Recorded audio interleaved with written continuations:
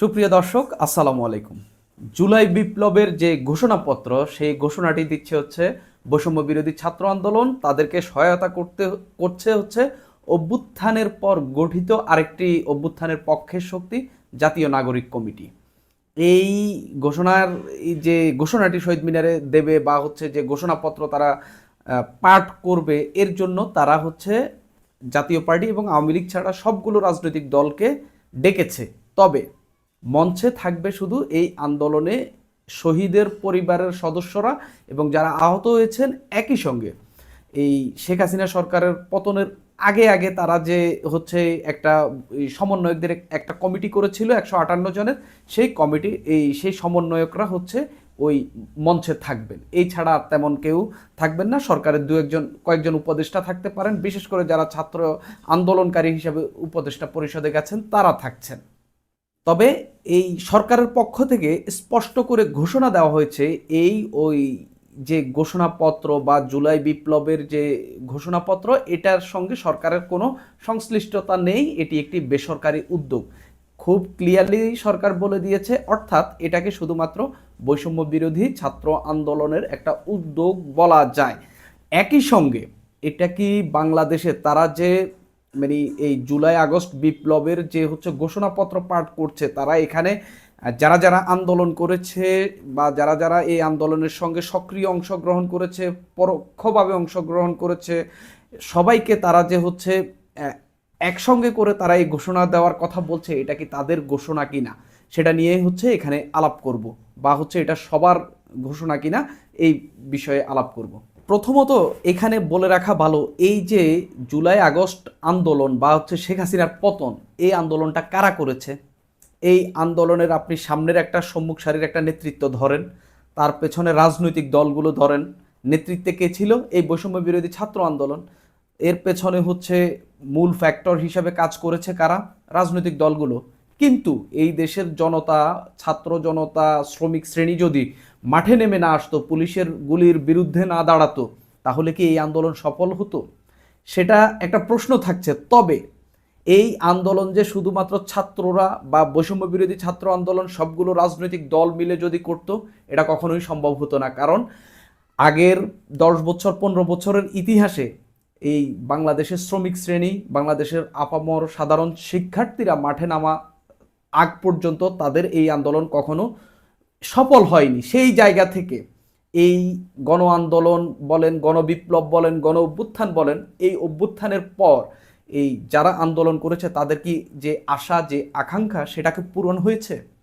অন্তত আপনি সব বাদ দেন, এই আন্দোলনের শেখ হাসিনার পতনের পর প্রায় 4 মাসের মতো একটা সময় কেটে গেল। যে সরকারটা বসেছে, এটা কি শ্রমিক শ্রেণীর সরকার? এটা একটা পুঁজিবাদের, এটা একটা বড় লোকদের, একটা এলিট শ্রেণীর এবং হচ্ছে ব্যবসায়ীদের এনজিওর সরকার। এটা কখনোই বাংলাদেশের শ্রমিক শ্রেণীর এবং হচ্ছে এই বাংলাদেশের যে মধ্যবিত্ত শ্রেণী রয়েছে, আপামর সাধারণ শিক্ষার্থী রয়েছে, তাদের সরকার এটি নয়।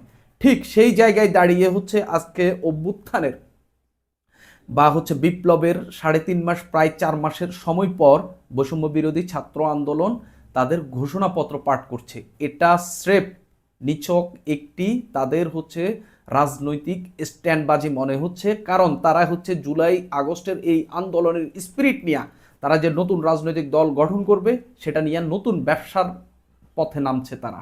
ঠিক একইভাবে যেরকম আমাদের মুক্তিযুদ্ধে, স্বাধীনতার যুদ্ধে 1971 সনে যখন হচ্ছে বাংলাদেশের আপামর জনতা, যারা শুধুমাত্র রাজাকার ছিল, যারা শুধুমাত্র পাকিস্তানের পক্ষে ছিল, তারা ছাড়া এই দেশের সবাই, যারা গেরিলা যুদ্ধ করেছে তারা সরাসরি মুক্তিযোদ্ধা, যারা যুদ্ধ করেনি কোনো না কোনোভাবে সহায়তা করেছে, তারা বাকি সবাই হচ্ছে সহায়ক মুক্তিযোদ্ধা। এই বাংলাদেশের সব মানুষের অংশগ্রহণে যে যুদ্ধটি হলো, সেটার ভাগ কি বাংলাদেশের মানুষ পেয়েছে? সেটা চুরি করে নিয়ে গেছে আওয়ামী লীগ। আওয়ামী লীগ সবসময় বলার চেষ্টা করেছে এটা তারা হচ্ছে যুদ্ধের দল, তারা হচ্ছে মুক্তিযুদ্ধের চেতনার দল। এই চেতনা বিক্রি করে করে তারা এই দেশে রাজনীতি করেছে এবং যে 72-এর যে সংবিধান, তারা বলেছে যে হচ্ছে এই সংবিধান মুক্তিযুদ্ধের যে চেতনা, যে মুক্তিযুদ্ধের যে বিশ্বাস, মুক্তিযুদ্ধের যে চাহিদা, সেটা পূরণ করবে। আদতে কি সেটা পূরণ করতে পেরেছে? বা শেখ হাসিনা কি বাংলাদেশের মানুষকে প্রকৃত মুক্তি তার গত 15 বছর শাসনামলে দিতে পেরেছে? পারেনি। ঠিক একইভাবে এই বৈষম্য বিরোধী ছাত্র আন্দোলন, এই বিপ্লব বলেন, এই অভ্যুত্থান বলেন, মানুষের এই গণ আন্দোলন বলেন, সেটাকে তাদের নিজের করে নিয়ে, কারণ আপনি তো এখানে শ্রমিক শ্রেণীকে দাওয়াত দেননি, আপনি এখানে এই বৈষম্য বিরোধী ছাত্র আন্দোলনের যে নেতাকর্মী তাদেরকে ছাড়া খুব বেশি কাউকে যে পাশে পাবেন, ঠিক সরকারকেও তো আপনি পাশে পাচ্ছেন না। এটা তো সরকারিভাবেও হচ্ছে না, কারণ এই সরকার তো বসেছে এই অভ্যুত্থান, এই বিপ্লবের পর। তাহলে আপনি সরকারের সমর্থনও তো পাচ্ছেন না। সেই জায়গায় এটা শুধুমাত্র বলা যায় যে বৈষম্য বিরোধী ছাত্র আন্দোলন, আরেকটু জোর করে যদি বলি জাতীয় নাগরিক কমিটি, এই দুটি সংগঠনের একটি ঘোষণাপত্র। আমি কোনোভাবেই এটাকে বাংলাদেশের এই যে জুলাই আগস্ট যে বিপ্লব হয়েছে সেই বিপ্লবের ঘোষণাপত্র বলতে আমি নারাজ। এরা একটা নতুন উদ্দেশ্যে, নতুন একটা রাজনৈতিক উদ্দেশ্যে, এবং তারা একটা সেপারেশন, একটা বিভাজন তৈরি করার জন্য এই নতুন ঘোষণাপত্র তারা পাঠ করছে। এখন আপনারা আমাকে প্রশ্ন করতে পারেন যে তারা ঘোষণাপত্র জুলাই আগস্ট আন্দোলনের নামে বা বিপ্লবের নামে তারা দিতে চাচ্ছে, আপনার অসুবিধা কি? আমার অসুবিধা নেই, কারণ শেখ হাসিনা ঠিক একইভাবে রাজনীতি করে আসছে, মুক্তিযুদ্ধের চেতনা বিক্রি করে করে। এখন এরা যদি মুক্তিযুদ্ধের চেতনা বিক্রি করে, আগেরটাকে যদি আপনি অপরাধ বলেন, এটাও অপরাধ একদম নিশ্চিতভাবে, ক্লিয়ারলি। কিন্তু একই সঙ্গে এই ধরেন বাংলাদেশের মানুষ যখন আপনি এখানে একটা বিভাজন তৈরি করবেন, আপনি যখন বলবেন আপনার এই স্পিরিট দিয়ে আপনি কাল্ট সেক্ট তৈরি করবেন, তখন কি হবে? বাংলাদেশের মানুষটা আপনাকে আর সমর্থন দেবে না। যেমনটা সমর্থন দেয়নি বিএনপি সহ, জামাত সহ, যে ডান বাম সবাই মিলে শেখ হাসিনার ফ্যাসিবাদের বিরুদ্ধে যে আন্দোলন করেছে সেটার সমর্থন বাংলাদেশের মানুষ দেয়নি। আমরা দেখেছি বাংলাদেশে এই বিএনপির নেতাকর্মীদের উপর, তারপরে এই যে জামাতের নেতাকর্মীদের উপর কি পরিমাণ নির্যাতন চলেছে, তারপরেও কি বাংলাদেশের মানুষ মাঠে নেমেছে? আপামর জনতা কি মাঠে নেমেছে? নামেনি। আপনি মোদির আগমনকে ঘিরে বাংলাদেশের যে একটা হত্যাকাণ্ড হয়েছে, তখন কি বাংলাদেশের মানুষ মাঠে নেমেছে? নামেনি। কেন নামেনি? এই প্রশ্ন আপনি করতেই পারেন। নামেনি কারণ তারা একটা একটা নির্দিষ্ট জায়গায় রাজনীতি করার চেষ্টা করছে, সেই কারণে বাংলাদেশের মানুষ নামেনি। এখন আরেকটা প্রশ্ন উঠতে পারে, তাহলে জুলাই আগস্ট আন্দোলনে কেন নামলো?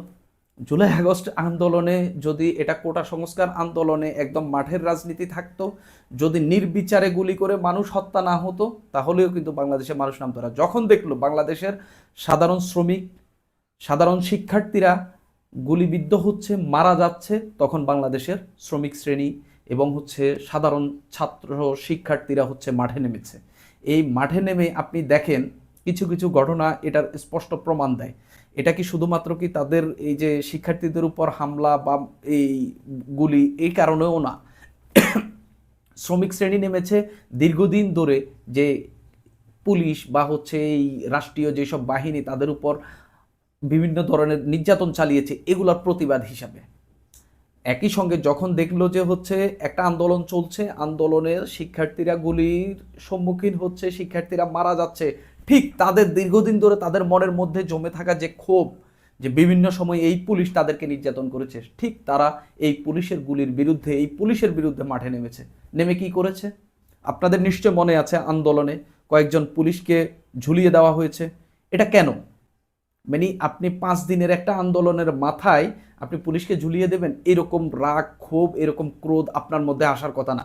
যে দীর্ঘদিন ধরে এই পুলিশের নির্যাতন সইছে, যে দীর্ঘদিন ধরে এই পুলিশের দ্বারা নিপীড়নের শিকার হয়েছে, সেই শুধুমাত্র এই কাজটা করতে পারবে। সেটা করেছে বাংলাদেশের শ্রমিক, হকার, এই যে আপামর যে জনতা, যারা দীর্ঘদিন ধরে এই শেখ হাসিনার এই পুলিশ বাহিনী, অন্যান্য যেসব বাহিনী রয়েছে তাদের দ্বারা নির্যাতিত হওয়ার কারণেই তারা এইসব কর্মকাণ্ডগুলো ঘটিয়েছে। ঠিক এইসব কারণেই শেষ পর্যন্ত পুলিশের মনের মধ্যেও ভয় ঢুকেছে, আইন শৃঙ্খলা বাহিনীর মনের মধ্যে ভয় ঢুকেছে। নানান দিক থেকে নানান ফ্যাক্টর মিলে এই আন্দোলনে একটা সফলতা এলো। কিন্তু যেই শ্রমিক শ্রেণী আন্দোলন করেছে, সেই শ্রমিক শ্রেণীর কি এই শেখ হাসিনার পতনের পর কোনো লাভ হয়েছে? আদতে শেখ হাসিনার পতন ছাড়া, শেখ হাসিনার বিদায় হওয়া ছাড়া তাদের আর কোনো লাভ হয়েছে? তাদের কি বেতন বৃদ্ধি পেয়েছে? তাদের থেকে কি আগের মতো করে একইভাবে এই চাঁদা নেওয়া হচ্ছে না? অবশ্যই নেওয়া হচ্ছে। তারা কি এই বিপ্লবের অংশ হতে পেরেছে? এই বৈষম্য বিরোধী ছাত্র আন্দোলন কি তাদেরকে বিপ্লবের অংশীজন মনে করে? যদি মনেই করতো তাহলে তো তাদেরকে নিয়ে এখানে ঘোষণাপত্র পাঠ করা হতো। বাংলাদেশের শ্রমিক শ্রেণী, হকার শ্রেণী, সাধারণ শিক্ষার্থী শ্রেণী ছাড়া এই বিপ্লব সফল হওয়ার মতোই ছিল না। ঠিক এখন তারাই হচ্ছে উপেক্ষিত হচ্ছে। বৈষম্য বিরোধী ছাত্র আন্দোলন, তাদের কয়েকজন, তাদের নেতাকর্মী কারা, এই যে যাদেরকে কমিটিতে আনতেছে এরা ছাড়া তো আর কেউ না। আহতরাও তো হচ্ছে নানা সময় তাদের বিরুদ্ধে হচ্ছে প্রতিবাদ জানিয়েছে। আরেকটা বড় অংশীজন বিএনপি তো তাদের বিপক্ষে চলে গেছে। এই যে বাম দলের যে ছাত্র সংগঠনগুলো, সেগুলো হচ্ছে এই বৈষম্য বিরোধী ছাত্র আন্দোলনের সঙ্গে নাই। তা আদতে আসলে কেউ নেই। এরা আসলে মূলত এখন যে ঘোষণাপত্রটি দেওয়ার চেষ্টা করতেছে, এটা শুধুমাত্র তাদের নিজস্ব, তারা একটা চেতনা বিক্রির জায়গা থেকে এটি করছে। এটা তারা করতেই পারে, কিন্তু আপনি যদি শেখ হাসিনারটাকে ক্রাইম বলেন, এটাকেও ক্রাইম বলতে হবে। সেটা যারা এটা প্র্যাকটিস করতেছে তারা হয়তো বলবে না, কিন্তু সাধারণ জনগণ এটাকে ক্রাইম বলতেই হবে।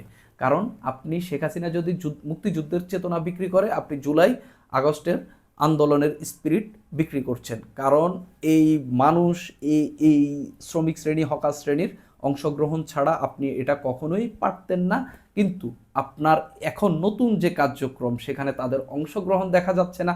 শুধুমাত্র আপনি এককভাবে বা আপনার একটা রাজনৈতিক উদ্দেশ্যের জায়গা থেকে এই স্পিরিট নিয়ে একটা ধান্দাবাজি করার জন্য আপনি হচ্ছে এখন এই ঘোষণাপত্র পাঠ করছেন।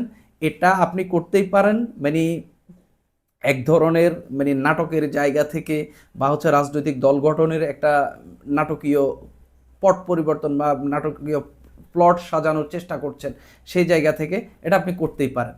ঠিক একইভাবে যেমন জুলাই আগস্ট আন্দোলনে মানুষ বলেছিল যে হচ্ছে চালাই দেন, চালাই দেন, আমরা মেনে নিব, কিচ্ছু করার নেই আমাদের। সুপ্রিয় দর্শক, আজ এই পর্যন্তই।